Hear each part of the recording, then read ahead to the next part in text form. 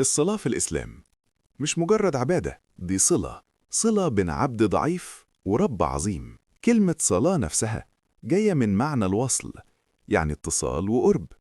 علشان كده ربنا في القرآن ما قالش صلوا، قال وأقيموا الصلاة. كلمة أقيموا معناها أكبر بكتير من مجرد حركة وخلاص. معناها تبني الصلاة في حياتك، تعملها صح في وقتها بقلب حاضر، مش صلاة سريعة نخلصها ونمشي. الإقامة يعني الصلاة تبقى ثابتة، جزء من يومك ومن تفكيرك، صلة دايمة بينك وبين ربنا، مش فعل عابر وخلاص. علشان كده الصلاة اسمها عمود الدين. لو العمود واقف البنا كله واقف، ولو وقع كل حاجة تتهد.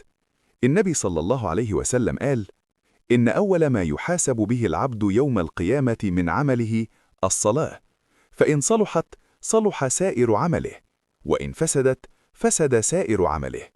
الفيديو ده مش علشان يعلمك إزاي تصلي، لكن علشان تفهم أنت بتعمل إيه وأنت واقف قدام ربنا. تفهم العبادة دي، لو ما فهمناهاش هتفضل تقيلة، ولو فهمناها هتبقى أغلى حاجة في يومنا. الصلاة كانت أول عبادة فرضت، وفرضت فوق السماوات السبع، العبادة الوحيدة التي لم تتوسط فيها الملائكة. كل العبادات شرعت في الأرض عن طريق الوحي إلا الصلاة، علشان ربنا يقولك دي مش عبادة عادية. ملحوظة بس قبل ما نكمل، المقصود إن فريضة الصلاة نفسها اتفرضت مباشرة من ربنا سبحانه وتعالى فوق السماوات السبع. أما تفاصيل الصلاة، عدد الركعات والهيئة والسنن، فكلها نزلت بعد كده بوحي من الله على النبي صلى الله عليه وسلم. كلمة صلاة في اللغة معناها الدعاء والاتصال، وفي الشرع عبادة مخصوصة بتبدأ بتكبير وبتنتهي بتسليم. يعني مش حركات رياضية، دي لقاء، وكل لقاء ليه ترتيب وأدب وكلام، وطبعا أي لقاء ليه استعداد. علشان كده ربنا حط شروط، مش علشان يعقد، لكن علشان يهيئك للوقوف بين إيديه. أول حاجة الطهارة، لا تقبل صلاة بغير طهور. الطهارة معناها ما ينفعش تدخل تقابل ربنا وانت مش مستعد. ربنا علمنا نبدأ اللقاء بتنظيف الظاهر علشان نفهم معنى تنظيف الباطن. تاني حاجة دخول الوقت، ربنا قال إن الصلاة كانت على المؤمنين كتابا موقوتا. الصلاة مش على مزاجنا، مش نصلي لما نفتكر ولا لما نفضى. التوقيت بيعلمك إن ربنا ليه حق في يومك، زي ما الشغل والناس والدنيا ليهم وقت. التوقيت ده تدريب يومي، إن حياتك ما تمشيش لوحدها، لكن تمشي على إيقاع ربنا. تالت حاجة ستر العورة. ستر العورة مش مجرد لبس، ده احترام. انت واقف قدام ربنا، قدام خالقك. ربنا بيعلمنا إن الوقوف بين إيديه ليه أدب وهيبة.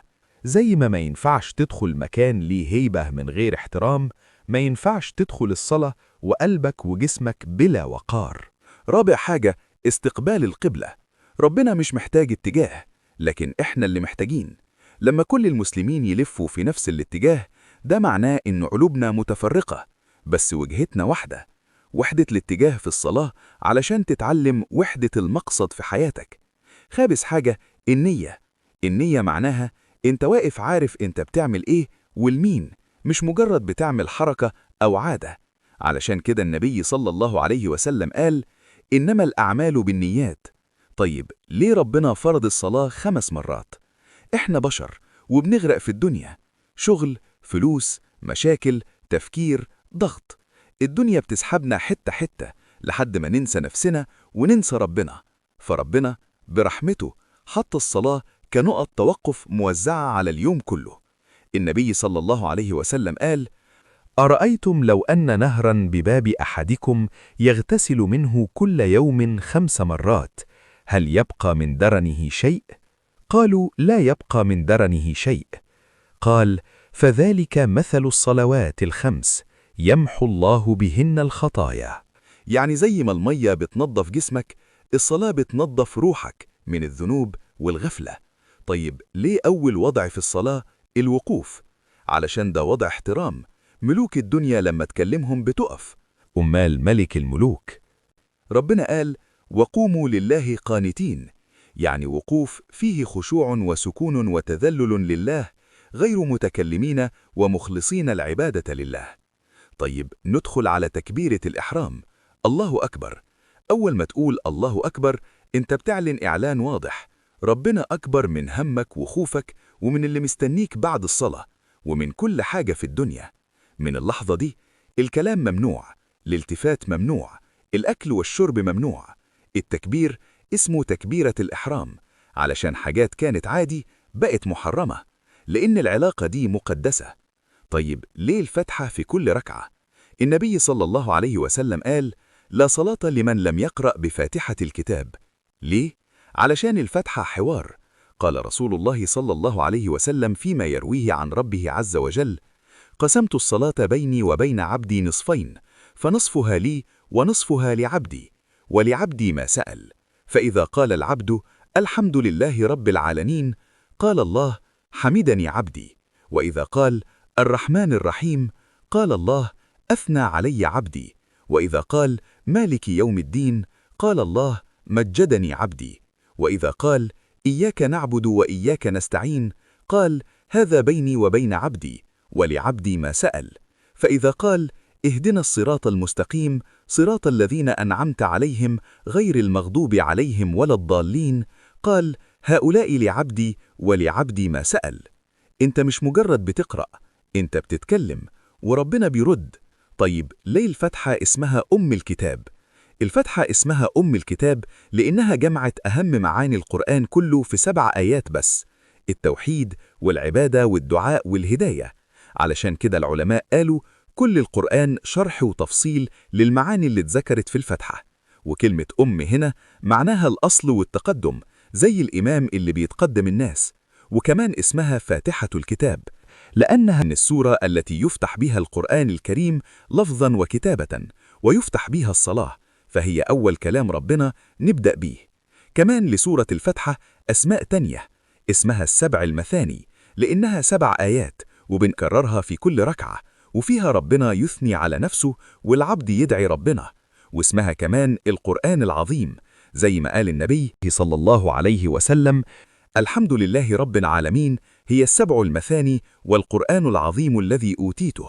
مش لأنها بدل القرآن كله، لكن لأنها شايلة معانيه ومقصده الأساسية. طيب ليه بنركع أو بننحني؟ الركوع معناه أنا مش واقف بقوتي ولا بعقلي ولا بنجاحي، أنا منحني، إقرار بالعظمة. سبحان ربي العظيم، يعني أنت العظيم مش أنا. بنعترف بعظمة ربنا قبل ما ننزل على الأرض. وبعدين الرفع من الركوع: سمع الله لمن حمده، اعتراف بأن الله استجاب لحمد الحامدين وتضرعهم. ربنا ولك الحمد يثني المصلي على الله ويدعوه بالشكر والثناء، كما في قول النبي صلى الله عليه وسلم: حمدا كثيرا طيبا مباركا فيه، ملء السماوات وملء الأرض وملء ما شئت من شيء بعد. يعني ده فعل حركي وقولي يظهر حمد الله والثناء عليه والانتقال من الركوع إلى الوقوف استعدادا لبقية أركان الصلاة، وهو جزء أساسي من خشوع الصلاة. ننتقل بقى للسجود. ليه أقرب لحظة؟ النبي صلى الله عليه وسلم قال: أقرب ما يكون العبد من ربه وهو ساجد، فأكثر الدعاء.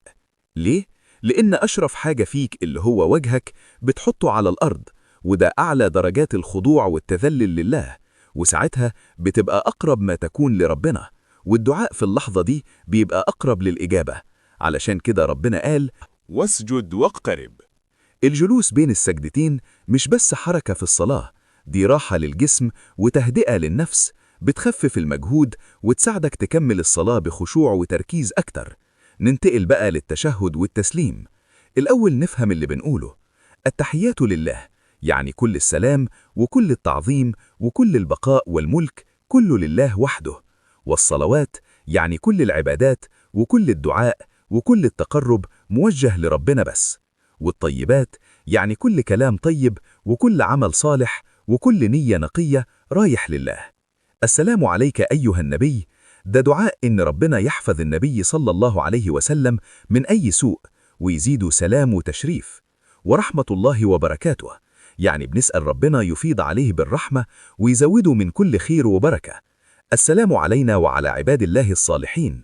هنا الدعاء مش للنبي بس، لكن لينا إحنا كمان ولكل عبد صالح في الدنيا.